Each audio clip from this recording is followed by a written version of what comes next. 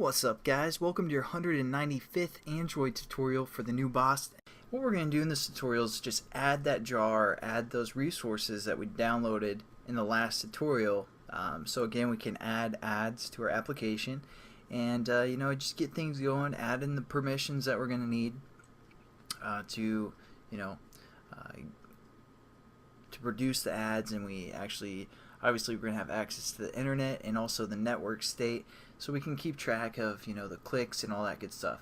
But if you guys don't like watching videos, this is probably the worst time to tell you this, since it's basically at the end of the series. But if you would rather like reading, you can click this link here, and this is basically what we're going to go through is all this stuff. But if you just like watching videos like myself instead of reading and just follow along, but if you ever get lost, just double check with this site here.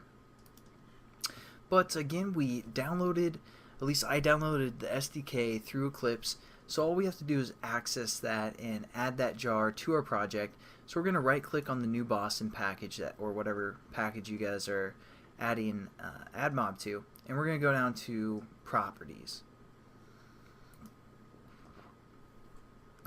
Once we open the properties, we get something like this. We're going to go to Java build path, and we're going to go into our project, or our libraries and we're going to say add external jar, because again we downloaded the SDK which has a jar that we need. So we're just going to say add external jar, and we're going to refer back to wherever we downloaded the SDK, or if you guys downloaded AdMob off their website, find that download and open that there.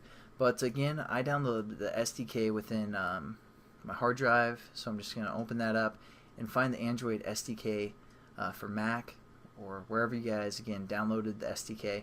We're going to go to Extras, and then we're going to go to the Google tab, or the Google folder, and we have AdMob's Ads SDK right here. We're going to open that up, and here's our jar that we want to look for. So we're just going to add this jar to our application again, so we can use the methods and all the great stuff it has to offer. So we're just going to click that and hit open, and now as you can see, it added it to our project. We're just going to hit OK, and over here we have this new reference libraries that we have our AdMob SDK located within, and we have all these classes that we can use now, all this new great stuff.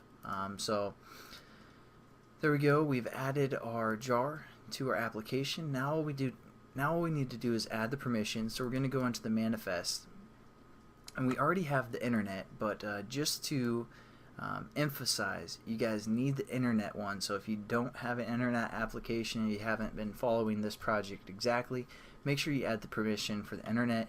And I'm just going to go down to the permissions tab as well.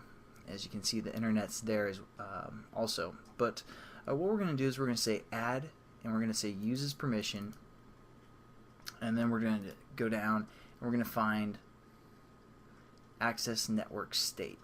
That's another permission we're going to need for AdMob, so we're just going to click that and save our project, and then just maybe double check, go back to the XML, make sure that new permission is in there as well. So we need the access network state and the internet. So those are the two permissions we need for AdMob, and we've set up our jar.